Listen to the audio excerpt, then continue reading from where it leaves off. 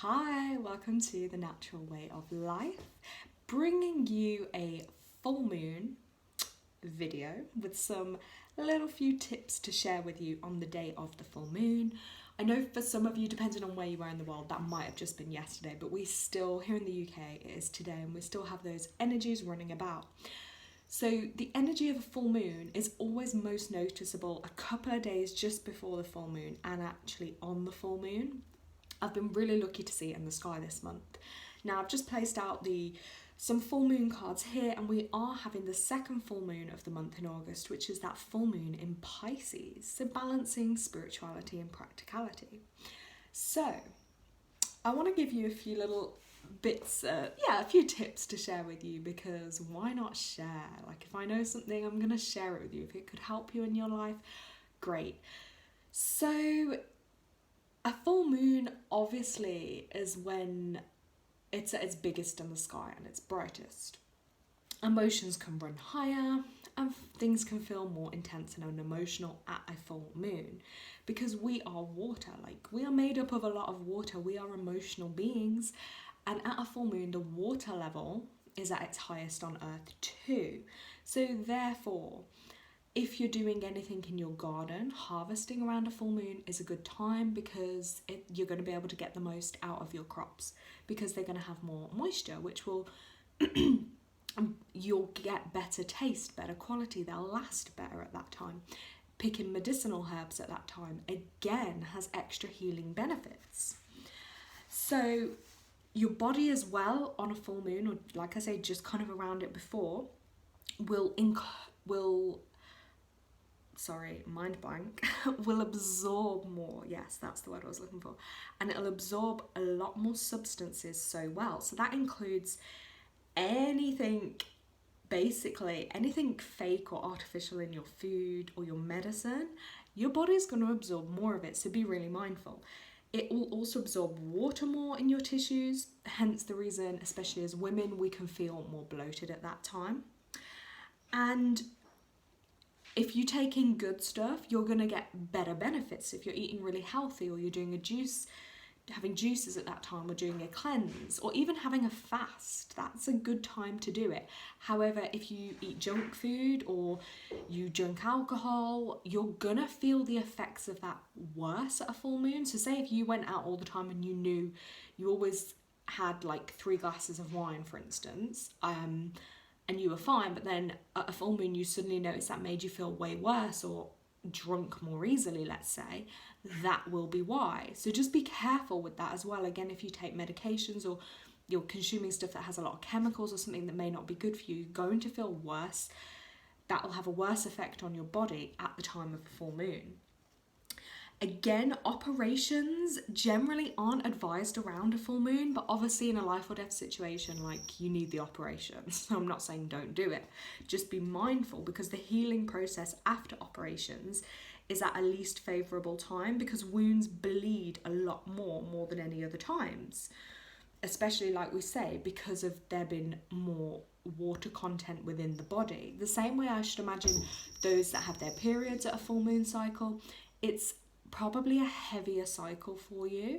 So if you know there's something you needed to have done and it's around a full moon time, whether that be a procedure or you're healing from something, just know if you can maybe schedule it like a few days after, that it'll be easier for your body to heal. But obviously it all depends on your situation.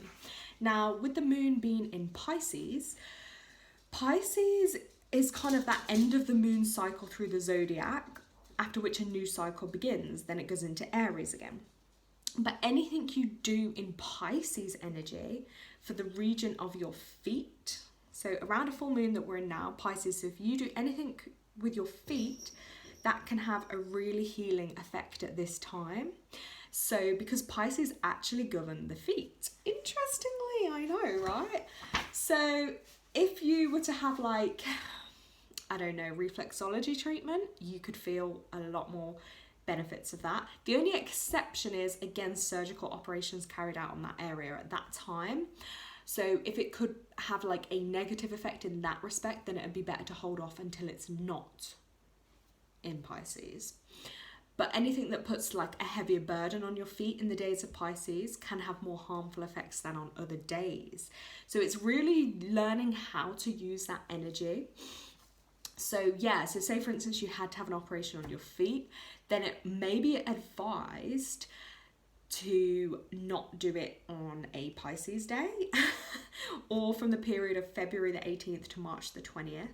And always, again, generally for our operations, like waning moons are better because, again, like we say, when it's at its fullest, it's holding most energy and intensity and water, and things can take longer to heal. So any conditions you may have with your feet, hardening of the skin, corns, maybe blistering, verrucas, anything like that, if you went for reflexology or you did some kind of your own healing treatment on that around this full moon, then that would be the perfect time. Or say even like there could just be a fungal nail infection. If you put your tea tree oil on it or did a treatment or some apple cider vinegar at this time of the full moon, you're going to have the most powerful effect.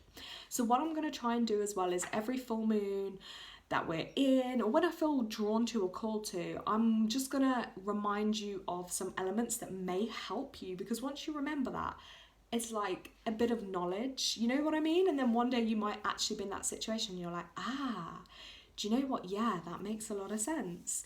And that knowledge may come in handy. So I love to share, but just remember, do some grounding or something today, because the energies are intense. I've done quite a few videos on this before. Have some time out in nature, of course. I did mine last night in under the moon. I did my full moon list. I just basically write out everything that's I want to release, anything toxic, and then I also do what I'm grateful for, and a few things I maybe want to focus on like changing in my life. But it just really helps to write it down. You can rip it up or you can burn it. I also put all my crystals out and some of my card decks out to charge them under the moon. Some people make moon water. It's just about, I think, connecting to nature. Even the fact of just sitting there, turning my lights off, having the light of the moon felt very peaceful and calming, and that is what it's about. Also, again, where I am in the UK, I would advise, because it's a great time to pick like medicinal things. We've got autumn season coming up, right? Mother Earth is producing in abundance. There are so many berries, or elderberry seasons nearly here. Some might even be ready. It's the perfect time to go and forage some of those, wash them up, clean them up. You'll get the most out of them, the most potency out of them at this time. And then you can use that in a couple of weeks to prepare some like autumn syrups. That's what I did last year. I made some beautiful elderberry and blackberry syrups, and that just keeps you healthy all through winter then. And it's great for your immune system. So I love to just empower people to get in touch with nature and the cycles and how it can be beneficial. So, sending you lots of good vibes for this full moon. I know it's intense out there, but I'm just going into nature to help myself feel a little calmer with the energies. But thank you so much for watching. Take care.